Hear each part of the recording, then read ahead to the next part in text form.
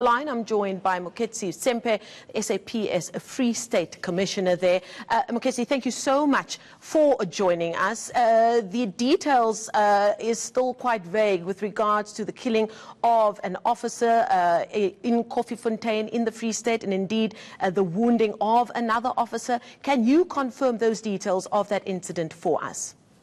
Yes, it's a very sad day for the South African Police Service in Free State and in South Africa.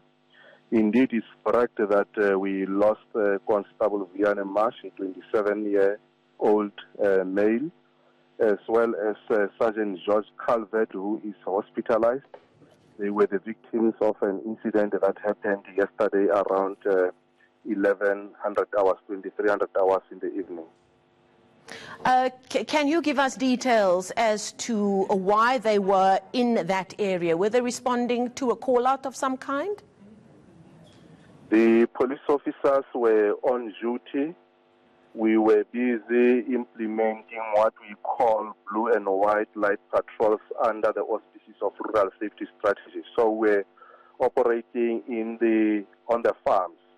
Whilst the police were busy working, they noticed a suspicious vehicle driving into the direction of a particular farm.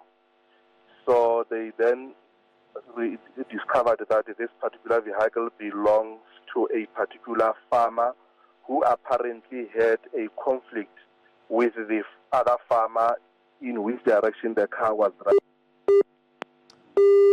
Unfortunately, it seems we've lost that call there with the Provincial Commissioner of the SAPS in the Free State, Moketsi Sempe, giving us details there of an incident that we're hoping to hear more of. We'll try and get him back on so that we can get more of that information from them. An incident happening there, one officer killed and another wounded while on duty in Koffiefontein. It seems they were involved in the Rural Safety Strategy program that police in that area are a part of. We'll bring you more on that story as it continues. Let's see if we have the Police Provincial Commissioner back on the line. Moketsi Sempe, can you hear me? Are you with us? You were busy telling us that your police officers were on patrol for the blue and white rural safety strategy. They were on a farm in Koffiefontein. Can you pick up for us what you understand happened last night? Yes, and then this particular vehicle drove to this particular farm. And then when the suspect arrived there, he shot and killed the owner of the farm. The police arrived at the scene. When the suspect saw the police, he then shot at the police members, fatally wounding Constable Viane Marsh, as well as injuring Sergeant George Calvert. The police then retaliated and shot back. They managed to shoot and kill this particular suspect. As I'm speaking to you, we've got two farmers. The suspect is also a farmer. Then the other farmer where the incident happened. Then Constable Viane, and then our other member is at the hospital. We are sitting with three bodies as I'm talking to you now. This is a rather tragic story. When you started speaking to us, you said there was knowledge of the fact that there was a feud of some kind between these two farmers. What can you tell us of that feud and how the police came to know of bad blood of some kind being between these two farmers? It's a suspicion that there was a conflict around the issues of water rights. We will still need to dig deeper to confirm that particular possible motive. But for now, we are told that it was about the water rights. Have you been able to be in contact with the families of these two farmers? I am on my way as I'm talking to you to Koffiefontein. I will visit a number of these families just to convey our condolences also.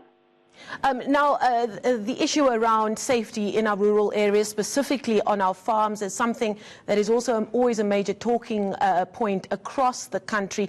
This blue and white rural safety strategy must be a very important one in the Free State, which is a very important part of South Africa's agricultural landscape. What kind of success have you had since implementing this blue and white rural safety strategy? Look, the Free State Farmers Union, they will attest to this fact that we've got a very good relationship with them. And since we started working together, implementing this particular strategy, we have had quite a number of successes, being able also to intercept possible attacks, including your house robberies, and arresting people within 72 hours. So from where I'm sitting, I'm confident that the relationship that we have with the farmers in our quest to implement this particular strategy is very sound, and we are getting a lot of successes around this. One would assume that the collection of intelligence is also a very important part of the work that you're doing to try and stop attacks of any kind of happening before they actually take place. No, that is true. Intelligence plays a very critical role in ensuring that we get to know things before they could happen. But unfortunately, in this case, it's something that one never expected for a farmer to attack another farmer.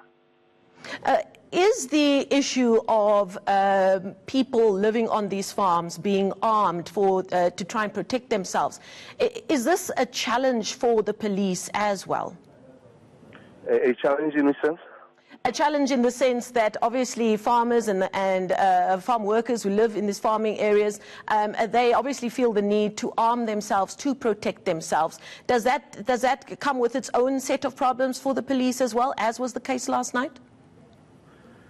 No, currently the law that we have in the Republic allows people who are fit and proper to have and own firearms. The problem comes in when illegal firearms are being used by people who are not supposed to be in possession of firearms in the commission of crime. So for now, it's not a challenge for us when farmers are having firearms. We'll leave it there for now. The Provincial Commissioner of the SAPS in the Free State, Moketsi Sempe, we thank you so much for coming on the line to give us the details of a rather tragic story that seems has unfolded on a farm or in the farming area in Koffiefontein in the Free State. It seems, according to the Commissioner, 3 people have lost their lives.